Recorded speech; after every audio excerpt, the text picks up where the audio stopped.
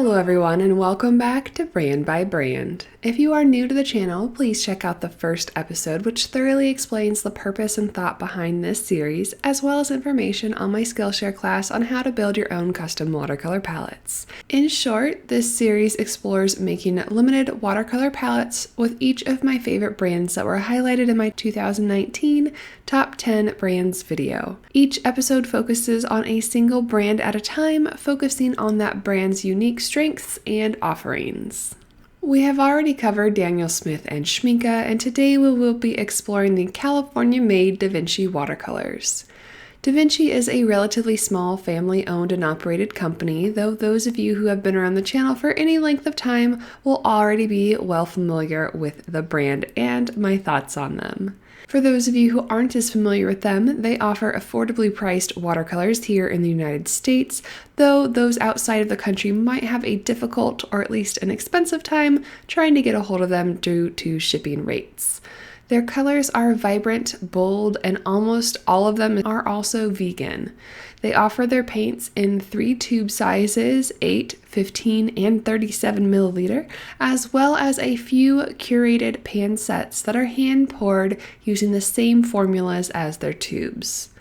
The palette that I created with them earlier this year is an earth-friendly or sustainably focused collection of colors, but in today's video I'm going to be focusing on highlighting some of their rather unique offerings alongside some palette staples. First up is our Light Yellow FGL. In the last episode, I mentioned that PY154 is one of my favorite yellows, and PY97 is another newer favorite at the top of that list. Very similar in hue to PY154, this yellow is also called Hansa Yellow Deep by some brands, and it is a middle yellow leaning neither warm or cool.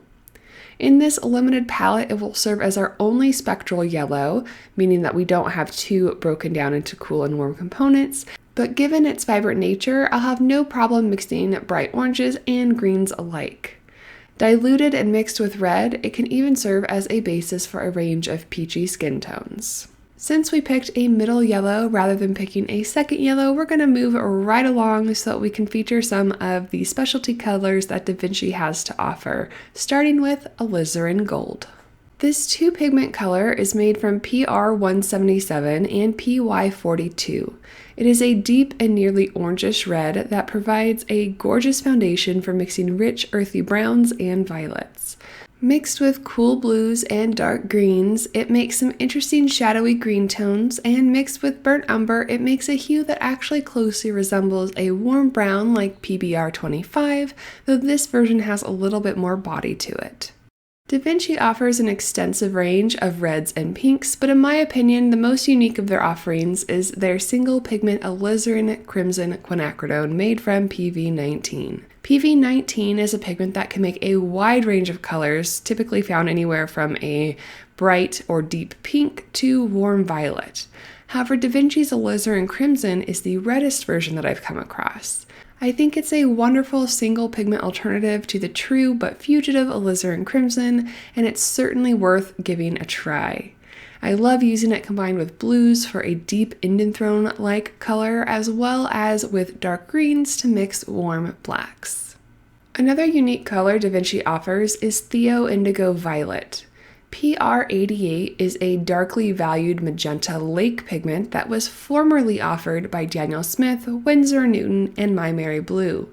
I know for a fact that Daniel Smith and Winsor & Newton have discontinued this color, and while I'm less familiar with My Mary Blue, I couldn't find any information online that suggested they still offer it either. If that is the case, Da Vinci is the only watercolor company that I know of that still offers it in some form, though their version is mixed with a second pigment, PV19, possibly to stretch out the remaining supply, though that is conjecture. While there are shades of PV19 that closely resemble PR88 on its own, if you're a pigment enthusiast like me, you might want to check this one out while it's still around.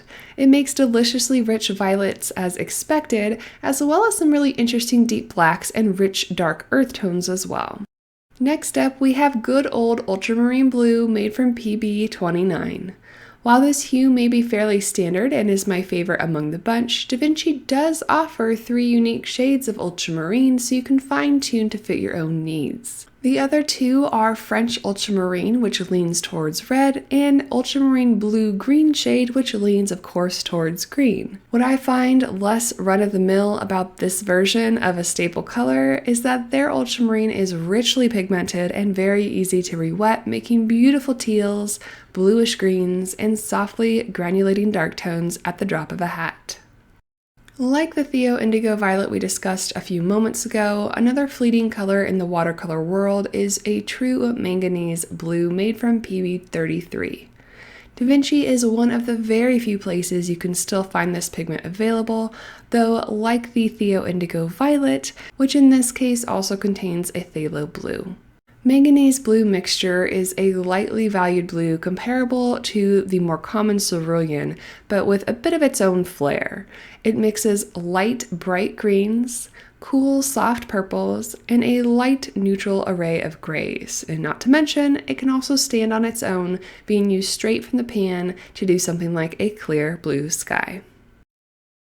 My cool blue for this limited palette was an easy decision, as Vinci, like Schminke in our last episode, does carry one of my more recent loves, a single pigment phthalo turquoise made from PB16.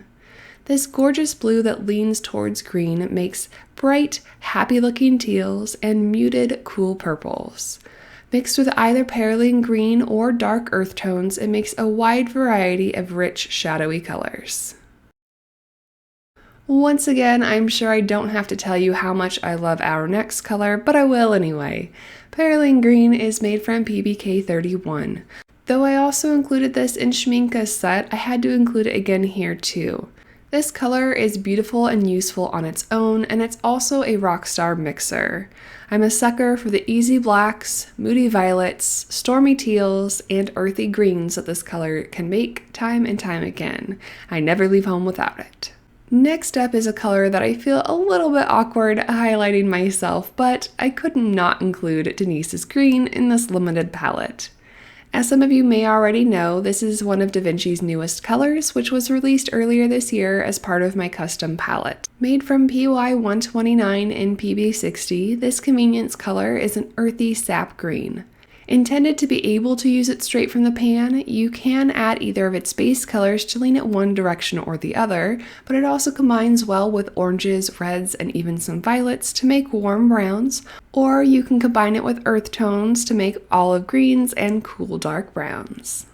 For my earth yellow, it was a bit of a toss-up, but I ended up going with gold ochre.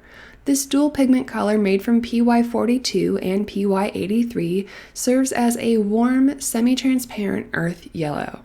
A bit brighter than single pigment yellow ochre and more yellow than a quinacridone gold, it sits somewhere between the two, proving to be a rather handy mixer. It can also be used to make a variety of soft earthy greens and browns, and when diluted in those brown mixtures, it can make a really nice range of darker skin tones. I felt like I needed to toss in at least one more, in quotes, normal color to the mixture to round out our palette, so for brown, I chose our standard PBR7 Burnt Umber. This versatile mixer, when added to the other colors in this palette, can make hues similar to raw sienna, Perylene Maroon, Perylene Violet, olive greens, and warm blacks. Finally, to round out the palette, we have one more unique earth tone, Violet Iron Oxide. This deep, granulating violet earth tone made from PR101 is similar to Caput Mortem that you might have seen in other brands. It doesn't granulate as heavily as Winsor & Newton's version, but it is a surprisingly fun color to mix with, as well as being useful in its own for wildlife paintings. Definitely give it a go if you'd like some of those deep jewel tones and just a pop of texture added to your work. So there we go. When I asked over on Instagram which brand people thought this was, many guessed M. Graham and Sennelier due to the vibrancy and richness. It is indeed the boldest of the color charts so far, so we'll see how it holds up to those other brands. And if you were on the fence of whether or not to try Vinci, I hope that this video helped to nudge you in one direction or the other based on what's right for you. While this palette did end up containing more dual pigment colors than others in the series, do know that each was included for a specific reason, whether out of convenience or uniqueness, and I hope that you won't let that hold you back when making your color selections.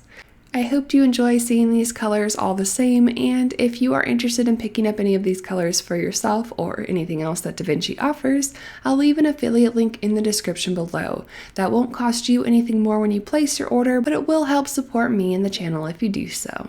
As always, for this series, I have an entire second set of Da Vinci colors up on the Patreon blog post, which creates an alternate palette which explores other options for your lineup, including more single pigment offerings if that is your preference. I do hope you enjoyed this brand by brand episode, and let me know in the comments below what some of your favorite Da Vinci colors are. Next week, we'll have the Animal Artist Collective video focusing on the order Carnivora, and following that will be the next episode in our Color Spotlight series for Transparent Pyrrole Orange. Until then, and as always, happy painting!